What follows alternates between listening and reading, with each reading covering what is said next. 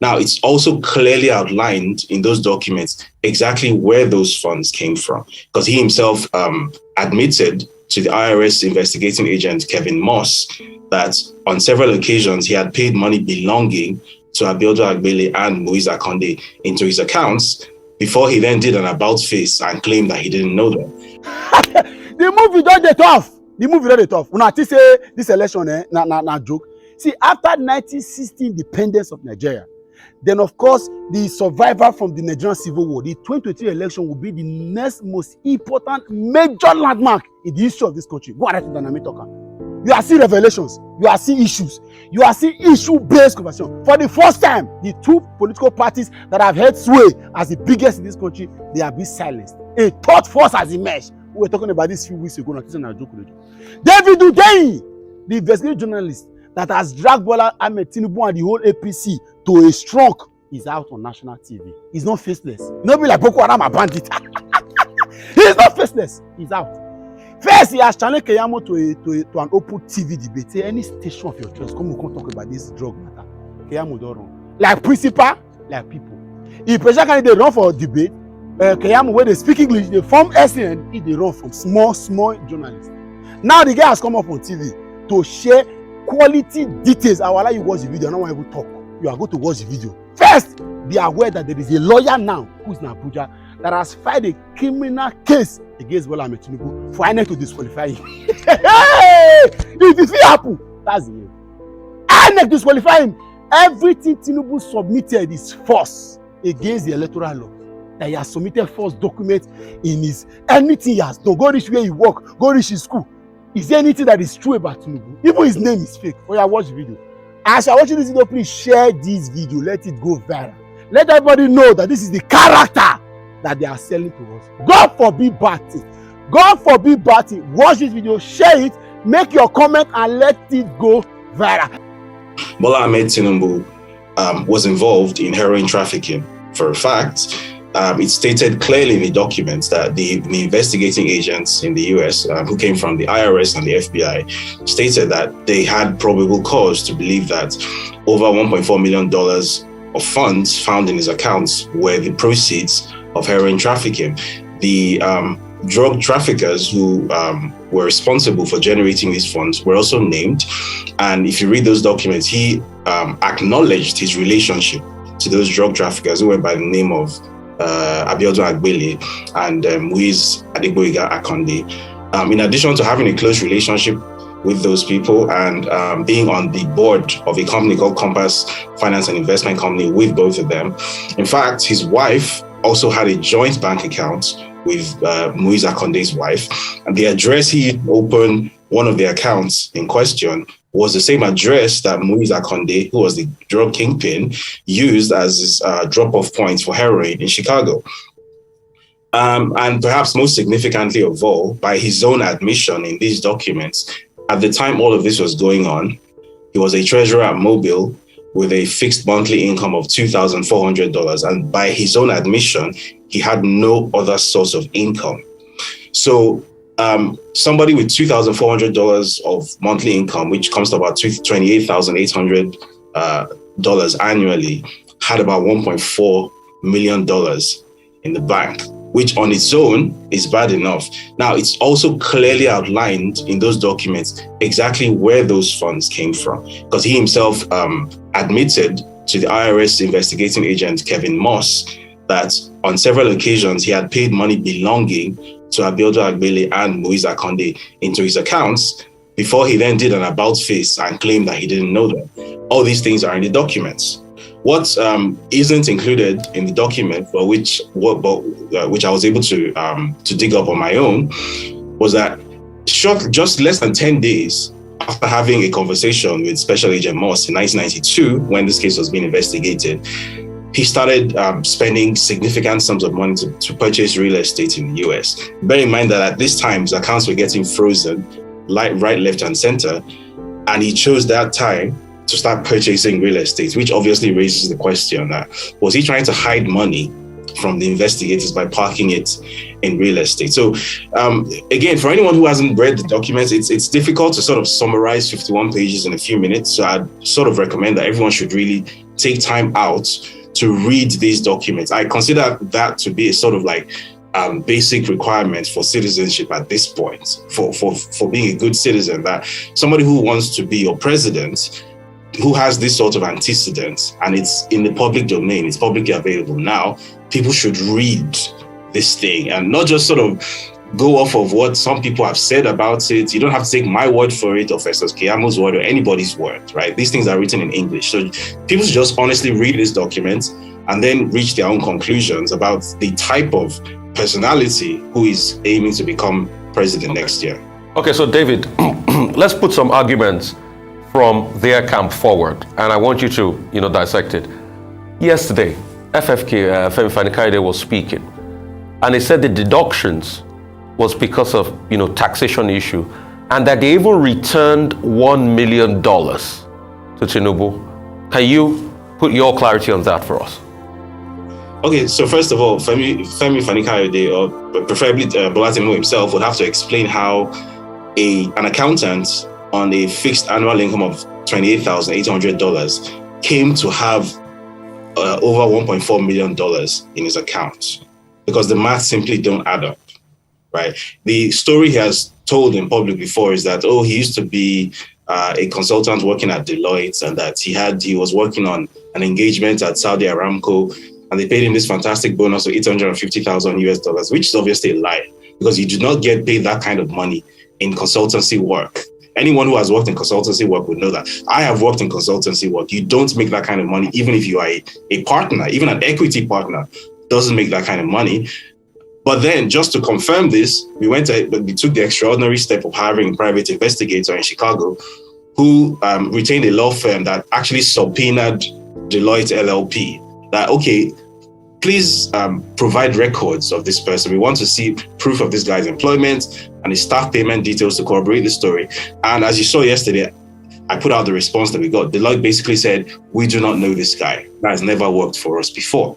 So Femi Fani-Kayode needs to explain exactly how it is that if somebody is owing $460,000 in tax, apparently, on an income of $28,800 per annum, the maths are not adding up.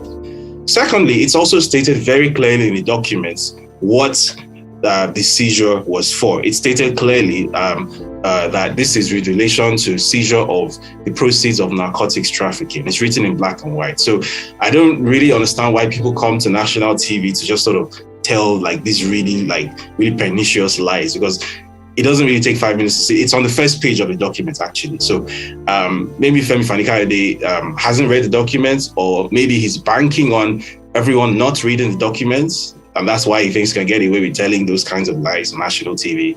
That's best known to him. Okay. And then, right. Yeah, David, I asked you, what is your interest in this matter? That part of the question you haven't dealt with. And I asked that question advisedly. Bola Ahmed Tinubu is running for the presidential office of Nigeria on the platform of the All Progressives Congress.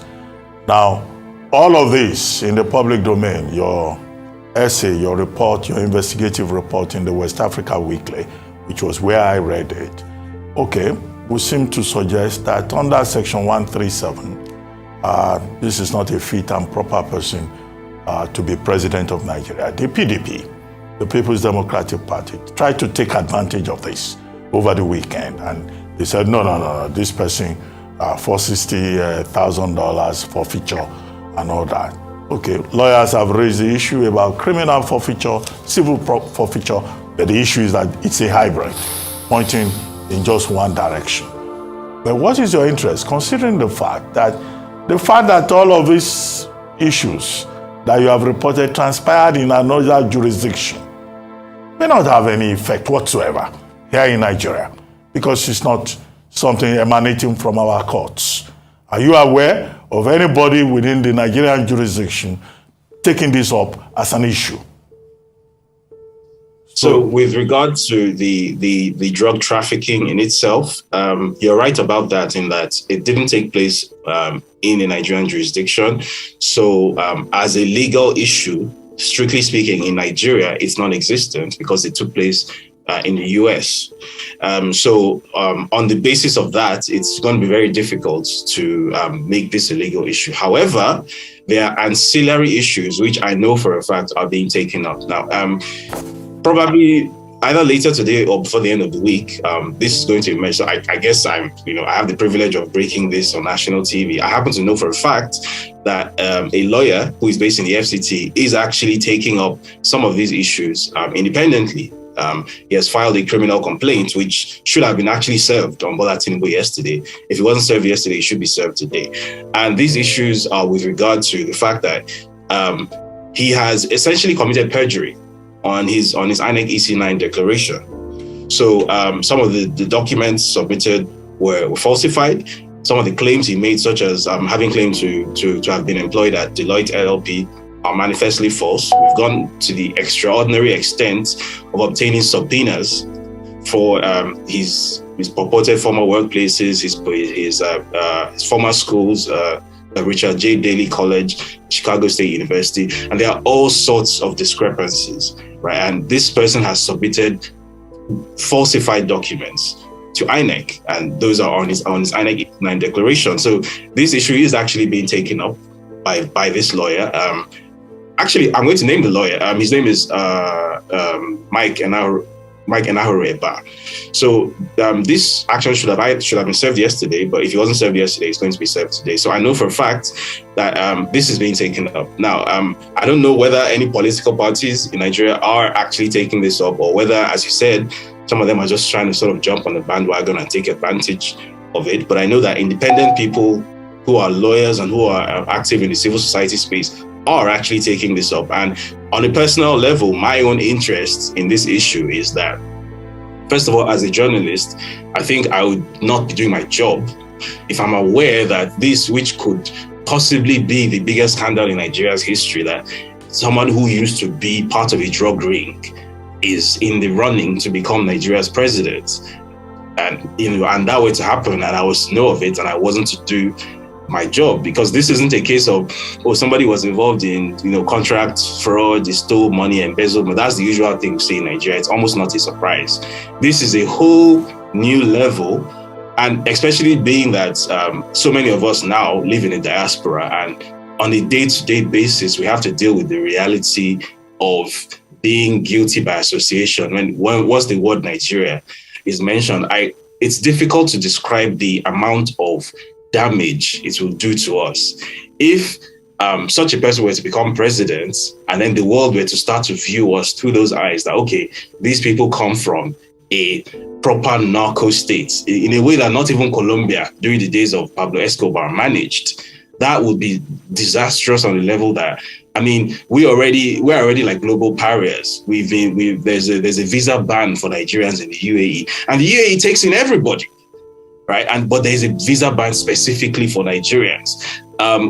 Wherever we go in the world, we get profiled, you get pulled aside at the airports. Once they see your green passport, you're already guilty. So this will just make it so many orders of magnitudes worse. And I think it would be a severe dereliction of duty if there was something that I or any journalist with the means could do about it, and they didn't do anything. Okay. David, just a quick one. The UAE slammed visa ban on citizens of Nigeria, Ghana, and 17 other African countries. So, it was across board in Africa. Yeah.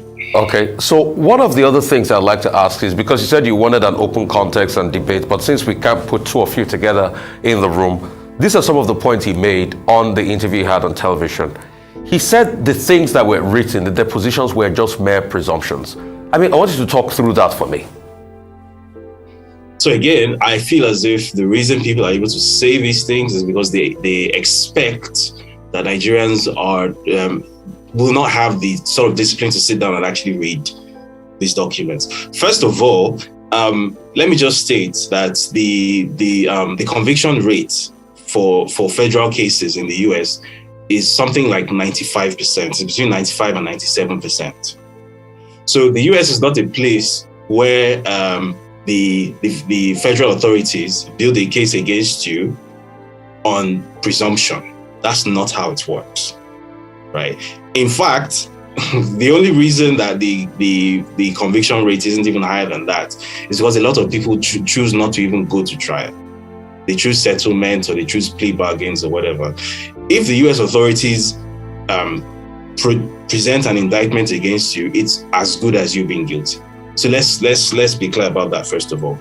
Then secondly, if you actually read the documents, it wasn't as if somebody was making educated guesses that I believe that this money came from this place. No, everything was outlined in very granular details of wire transfers, and then by Tinubu's own admission, which he gave to Special Agent Moss, the testimony he gave to Special Agent Moss, he admitted by himself that some of these funds came from these people whose only source of income was heroin trafficking.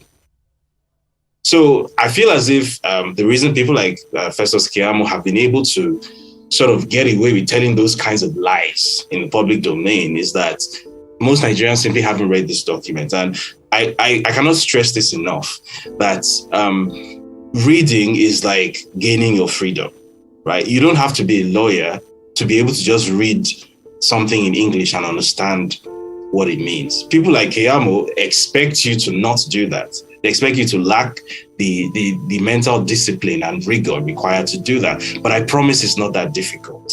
These things are written in black and white, right? So this idea that, first of all, okay, it was tax, it wasn't a drug forfeiture, and then, it was presumption, that's complete nonsense. That's not what these case files state at all. And people would know that if they actually read the case files. So you don't have to take my word for it. Again, please find these case files and read them. Okay, David, your piece is titled Bola Ahmed Tinubu from drug lord to presidential candidate, right? Even yes. from the title, the direction of the piece is well known.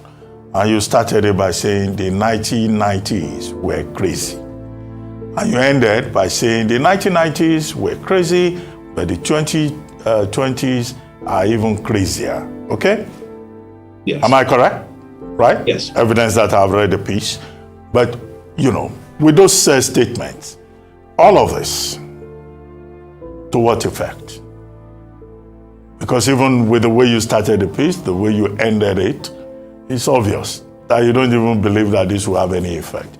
INEC has said we are not investigating the man. The EFCC is not interested in the matter. And it's an old story.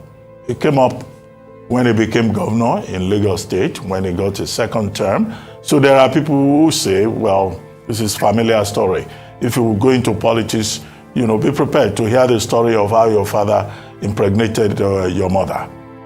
Is this what we're dealing with here? Are you also skeptical that this is of no effect? So the point of doing this story wasn't really to get some sort of response from INEC or the authorities, because we know there's a good chance it's not going to happen. The point of this was to speak directly to the Nigerian electorate, to those who are going to vote next year. Unfortunately, I'm not going to be able to vote because I'm not going to be in Nigeria and diasporans can't vote.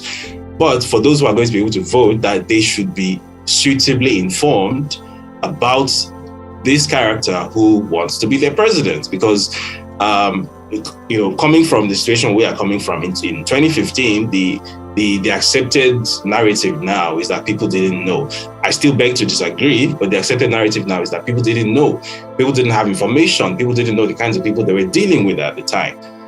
So, but now I think, at this time in the information age that we live in now, at a time when statistically most Nigerians have a smartphone, most Nigerians have high-speed, cheap internet access, I think there is no excuse now for people not being armed with the information that they need to make better choices, right? I obviously have a political preference, which I have not been shy to express.